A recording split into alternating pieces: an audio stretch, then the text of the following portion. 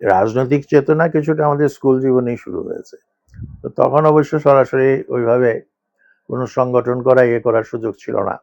আইয়ুব খানের শাসন ছিল, মার্শাল লতে সমস্ত রাজনৈতিক দল নিষিদ্ধ ছিল, কিন্তু খবরের কাগজ পড়তাম। আমি ক্লাস 8 থেকে ইংরেজি খবরের কাগজ পড়ি। তখন একটা, এখন যেটা অবজারভার তোমরা দেখো, তখন ওটা খুব নাম করা পত্রিকা ছিল, পাকিস্তান অবজারভার।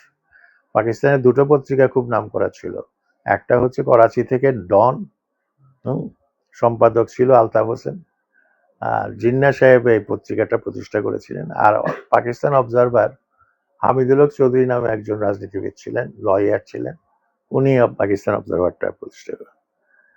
তো এই অবজারভার পত্রিকায় পড়তাম, এবং যেদিন মার্শাল ল হলো সেই দিন থেকে অবজারভারে কি কি নিউজ বেরোলো, তারপরে কি হলো, এই ধারাবাহিকতা। আর একটা পত্রিকা সেই সময় সেটাও খুব শ্রেষ্ঠত্ব অর্জন করেছে, সেটা হলো আজাদ। আর পরবর্তীকালে আরেকটু পরে গিয়ে ইত্তেফাক। তো যাই হোক, এই সংখ্যা মানে পত্রিকার সংখ্যা খুব কম ছিল, কিন্তু যেগুলো ছিল সেগুলো সত্যি ভালো পত্রিকা ছিল।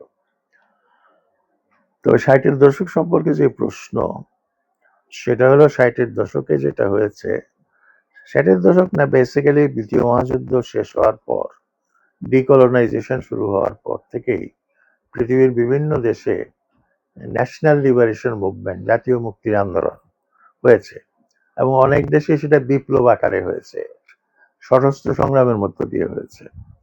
তো এইখানে আমরা 60-এর দশকে যেসব দেশের মুক্তি সংগ্রাম আমাদেরকে উদ্বুদ্ধ করত, তার মধ্যে ছিল ভিয়েতনামের মুক্তি সংগ্রাম। এবং ভিয়েতনামের মুক্তি সংগ্রাম দুই পর্যায়ে হয়েছে, একটা সশস্ত্র, যেটা কিন্তু এমনিতে সাংগঠনিক প্রস্তুতি 30-এর দশক থেকে। তো ভিয়েতনামের মুক্তিযুদ্ধে 45 সালের দিকে শুরু হয় এক পর্যায়ে ফরাসি উপনিবেশবাদের বিরুদ্ধে, তারপরে সেই যুদ্ধ তারা 54 সাল পর্যন্ত চালায়, এবং ডিয়েন বিয়েন ফিউর যুদ্ধে ভিয়েতনামের ফরাসিদের পরাজয় হয়। এই তখন উত্তর ভিয়েতনামের জন্ম হয়, দক্ষিণ ভিয়েতনামটা মার্কিন মানে নিয়ন্ত্রণে চলে যায়। আবার আরেক পর্যায়ে যুদ্ধ শুরু হলো মার্কিন নিয়ন্ত্রণ থেকে বেরোয়ার জন্য, এবং রিইউনিফিকেশন অফ দি মাদারল্যান্ড, উত্তর আর দক্ষিণ ভিয়েতনাম এক হওয়ার জন্য একটা শুরু হলো, যে আমরা সবাই ভিয়েতনামি, আমরা আন্নামিজ ভাষায় কথা বলি, আমরা এক জাতি, তো আমাদেরকে এক হতে হবে। এরা সাম্রাজ্যবাদীরা আমাদেরকে ভাগ করে রেখে গেছে। তো এই পর্যায়ের পর বাই 1974, বহু বছরের মধ্যে এই যুদ্ধটা শেষ হইল আর কি। তো এর মজার কাহিনী আছে, 54 সালে ভিয়েতনামের ভবিষ্যৎ কি হবে সেটা নিয়ে একটা কনফারেন্স হয়েছিল, ইন্টারন্যাশনাল কনফারেন্স, জেনেভা কনফারেন্স বলে এটাকে, এমনি সুইজারল্যান্ডে হয়েছে। সাধারণত জাতিসংঘের অনেক জিনিস জেনেভাতে হয়। তো জেনেভা কনফারেন্সে আমেরিকার পক্ষ থেকে ফস্টার ডালেস আসছে, তাদের পররাষ্ট্রমন্ত্রী। তো ফস্টার ডালেস বলছে, তার নীতিটা কি ছিল, নীতিটা ছিল যে those who are not with us are against us, আমাদের সঙ্গে নাই, যারা নাই তারা আমাদের বিরুদ্ধাচরণ না করলেও, আমাদের বিরুদ্ধে অস্ত্র না ধরলেও তারা আমাদের বিরুদ্ধ পক্ষই, অর্থাৎ নিরপেক্ষতার কোনো জায়গা নাই। ডালেস সাহেব, আর সেখানে চীনের পক্ষ থেকে চোয়েন লাই, এখন সেটাকে বলে জোয়েন লাই, তো ওনার দুইজন গেছে কনফারেন্সে। তো চোয়েন লাই তার কূটনৈতিক ইয়ের জন্য খুব বিখ্যাত ছিলেন, এবং তার ভাষা খুব সুমধুর ভাষা ছিল, অপর পক্ষকে কনভিন্স করার ক্ষমতা খুব বেশি ছিল। তো সে ডালেসের সঙ্গে একটা হ্যান্ডশেক করবে, সে দেখাতে চায় আমরা কমিউনিস্ট হলেও আমরা অনুদার নই, আমরা আমেরিকার কি বলে পররাষ্ট্রমন্ত্রীর সঙ্গেও সুন্দর আচরণ করতে চাই, একটা হ্যান্ডশেক করবে। হ্যান্ডশেক করার জন্য মানে সে আগায় গেছে। ডালেস সাহেব তখন চায়ের কাপ নিয়ে চা খাচ্ছিলেন, তো ও হাত আগায় দিলে ও বলে যে আমি তো চা খাচ্ছি, আমার পক্ষে তো এখন হ্যান্ডশেক করা সম্ভব না। সে হ্যান্ডশেক করতে চায় না। তখন চোয়েন লাই জবাব দিয়েছে, I shall wait till you finish your tea. হ্যাঁ, তুমি যতক্ষণে তোমার চা পান শেষ না করবা ততক্ষণ পর্যন্ত আমি অপেক্ষা করব। তো এগুলো বলার উদ্দেশ্য অন্য কিছু না। কূটনীতির একটা নিজস্ব ভাষা আছে, নিজস্ব ভঙ্গি আছে। হ্যাঁ, এবং আমাদের দেশে এই ধরনের কূটনীতিক নাই বললেই চলে, নাই, প্র্যাকটিক্যালি নাই। তো সেখানেও এক ধরনের কি বলে দক্ষতা অর্জন, কূটনীতির ভাষা শিক্ষা, এগুলোর একটা ব্যাপার আছে। 60-এর দশকে আরো বহু দেশে মুক্তি সংগ্রাম হয়েছে, কাম্বোডিয়াতে হয়েছে, লাওসে হয়েছে, তারপরে আফ্রিকাতে তো অনেক দেশে হয়েছে, আলজেরিয়া থেকে শুরু করে নামিবিয়া, সাউথ আফ্রিকা, বিভিন্ন জায়গায়, জাম্বিয়া, মানে বিভিন্ন জায়গাতে হয়েছে। আফ্রিকাতে, ল্যাটিন আমেরিকাতেও হয়েছে, কিউবার বিপ্লব, ফিডেল ক্যাস্ট্রোর কথা, চে গুয়েভারার কথা, এইসব জিনিস সারা বিশ্বের তরুণদেরকে তখন এই সংগ্রামগুলো মানুষকে অনুপ্রাণিত করেছে, তরুণদেরকে বিশেষ করে যুবকদেরকে অনুপ্রাণিত করেছে। যেই কারণে 60-এর দশকে এই আমেরিকা বিরোধী বিক্ষোভ পাশ্চাত্যের বিশ্ববিদ্যালয়গুলোতে ব্যাপকভাবে হয়েছে। যেমন এইবার আমরা লক্ষ্য করলাম প্যালেস্টাইনের জন্য আমেরিকার বহু বিশ্ববিদ্যালয়ে বিক্ষোভ হয়েছে, এবং বিক্ষোভ করতে গিয়ে ছাত্ররা মানে নানান রকম ঝুঁকির শিকার হয়েছে। এমনকি প্রেসিডেন্ট ট্রাম্প তো অনেক বিশ্ববিদ্যালয়ের যে অনুদান যেটা ছিল সরকারি অনুদান, সেগুলো পর্যন্ত বন্ধ করে দিয়েছে। এগুলি নিশ্চয়ই তোমরা জানো। তো এখন তোমাদের সঙ্গে আর আমাদের সঙ্গে পার্থক্যটা কি? পার্থক্যটা হলো যে তোমরা এখন একটা আন্দোলন করে যাই হোক একটা অবস্থায় আসছো, আদারওয়াইজ তো একটা ধারণা হয়ে গেছিল যে বাংলাদেশের এই তরুণরা, কিশোররা, এদেরকে কোনো কিছু মানে ইয়ে করে না, স্পর্শ করে না।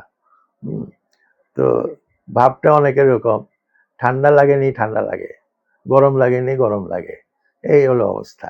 মানে কোনো অনুভূতি কাজ করে না, অসাড় একটা অবস্থা। তো সেই অবস্থাটা হয়তো এই জুলাই আন্দোলনের ফলে কিছুটা পরিবর্তন হয়েছে। কিন্তু আমি এখনো বিস্মিত যে প্যালেস্টাইন নিয়ে বা গাজাতে গণহত্যা নিয়ে, অত্যাচার নিয়ে আমাদের বিশ্ববিদ্যালয়গুলোতে তেমন সিগনিফিকেন্ট কোনো বিক্ষোভ হয় নাই। যা এটা প্রমাণ করে যে আমাদের মধ্যে আন্তর্জাতিকতা বোধ বা অন্য দেশের নিপীড়িত মানুষদের জন্য আমাদের যে সহানুভূতি, এইটা সেইভাবে এখন আর তৈরি হয় না। এবং রাজনীতিতেও, জাতীয় রাজনীতিতেও আমাদের নেতারা কয়জন প্যালেস্টাইন সম্পর্কে বা গাজা সম্পর্কে দুটা কথা বলেছেন? বলেন নাই। কিন্তু ওই সময়, আমাদের সময় রাজনীতিবিদরা, অন্যান্য যারা ছিলেন, কবি সাহিত্যিক, সবাই আপনার ভিয়েতনাম নিয়ে, আলজেরিয়া নিয়ে, কিউবা নিয়ে অনেক বিবৃতি, বক্তব্য, সেমিনার, আলোচনা এগুলো করেছেন। বিক্ষোভ মিছিলেও তারা সামিল হয়েছেন। আর ছাত্ররা তো বিক্ষোভ করেছেই, ছাত্র সংগঠনের পক্ষ থেকে করা হয়েছে। তো সেই সময় সবচেয়ে বড় অভ্যুত্থান হয়ে গেল ফ্রান্সে। আমার আত্মজীবনীতে আছে এই ঘটনাটা। ফ্রান্সের ছাত্রদের অভ্যুত্থান।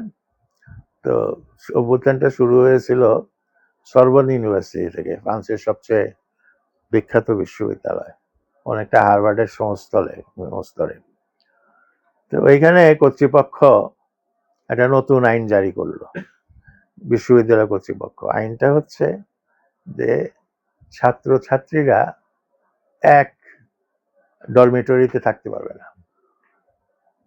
হ্যাঁ, ওয়েস্টার্ন কান্ট্রি, এখানে যেমন মেয়েদের হল আলাদা, ছেলেদের হল আলাদা, সেরকম কোনো ব্যাপার ছিল না।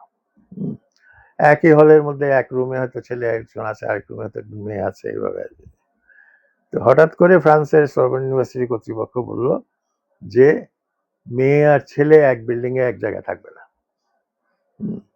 এটা নিয়ে ওরা বিক্ষুব্ধ হয়ে তারা এটাকে বলতে চাইলো যে এটা আমাদের উপর এক ধরনের শ্লেষ, আমাদের উপর এক ধরনের কি বলে, এটা ইনডাইরেক্টলি বা পরোক্ষভাবে এক ধরনের কি বলে, আমরা অপরাধ চাপিয়ে দেওয়ার একটা ব্যাপার। তো এইটাকে তারা তাদের ব্যক্তিত্বের উপর আঘাত হিসেবে নিল। শুরু হলো বিক্ষোভ, কিন্তু বিক্ষোভ আর সেই জায়গায় থাকলো না। এইটা শ্রমিক জনতার বিক্ষোভে রূপান্তরিত হলো। হইতে হইতে এমন অবস্থা, তখন ফ্রান্সে মানে ড্যাগলের শাসন ছিল, প্রেসিডেন্ট ড্যাগল ছিল। দ্যাগলের আবার একটা নাম ছিল, সে দ্বিতীয় মহাযুদ্ধের সময় ফ্রান্সের যে প্রবাসী সরকার আমাদের দেশের মতো, ব্রিটেনে ছিল সেই সরকার, জার্মানি পুরা ফ্রান্স দখল করে ফেলছে, তো সেই সরকারের নেতা ছিলেন। এখন দ্যাগল একজন ডিক্টেটর ছিলেন বেসিক্যালি। তো দ্যাগলের বিরুদ্ধে বিক্ষোভ, এবং দ্যাগলের মানে তাকে ক্ষমতার থেকে উচ্ছেদ হয় এরকম একটা অবস্থা। এরকম অবস্থায় কাউকে না জানিয়ে উনি চলে গেলেন জার্মানিতে। জার্মানিতে গিয়ে সেখানে ফ্রান্সের একটা সামরিক ঘাঁটি ছিল, সেই সামরিক ঘাঁটির যে কমান্ডার ছিল তার সঙ্গে আলোচনায় বসলেন, বসে একটা সমঝোতায় আসলেন। সমঝোতাটা কি, এর আগে কিছু সামরিক অফিসারের শাস্তি হয়েছিল, এবং তাদেরকে মানে জেল টেলের ব্যবস্থা করেছে। তখন সেই কমান্ডার শর্ত দিল যে তোমাকে আমরা রক্ষা করব, কিন্তু এই যাদেরকে শাস্তি দেওয়া হয়েছে এদেরকে ছেড়ে দাও। দ্যাগল রাজি হয়ে গেলেন, রাজি হয়ে বলে দেশে ফিরলেন। দেশে ফিরে এসে 2 মাসের মধ্যে ইলেকশন দিলেন। ইলেকশনে আবার দেখা গেল যে দ্যাগল বিপুল জনপ্রিয়তা নিয়ে ভোট নিয়ে ফিরে আসছে। তো এখান থেকে শিক্ষার বিষয় হচ্ছে এই যে শেষ বিচারে কিন্তু ভোটের মধ্য দিয়ে মানুষের মুক্তি হয় না। এইটা হলো কথা।